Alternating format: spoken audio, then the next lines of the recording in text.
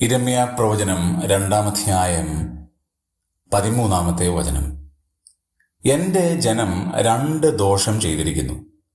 അവർ ജീവജലത്തിന്റെ ഉറവയായ എന്നെ ഉപേക്ഷിച്ചു, വെള്ളമില്ലാത്ത കിണറുകളെ പൊട്ടക്കിണറുകളെ തന്നെ കുഴിച്ചിരിക്കുന്നു.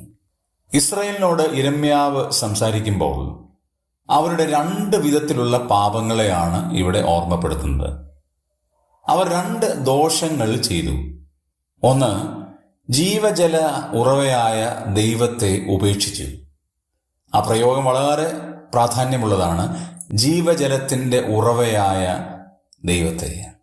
നമുക്ക് ജീവൻ നൽകുന്നതും ജീവദാതാവും ജീവദായകനും ജീവത്തിൻ്റെ ഉറവിടവുമായത് കർത്താവായ യേശുക്രിസ്തു മാത്രമാണ്.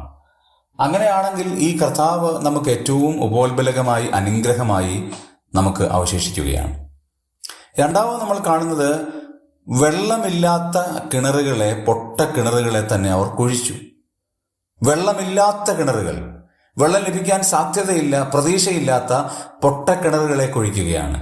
ജീവനുള്ള ദൈവത്തെ നിഷേധിച്ച് ജീവനില്ലാത്ത ദൈവത്തിൻ്റെ പിന്നാലെ പോകുന്നു എന്നുള്ളത് പരാജയ കാരണമാണ്. നാം നമ്മുടെ വഴികളെ ഒന്ന് പരിശോധിക്കാം.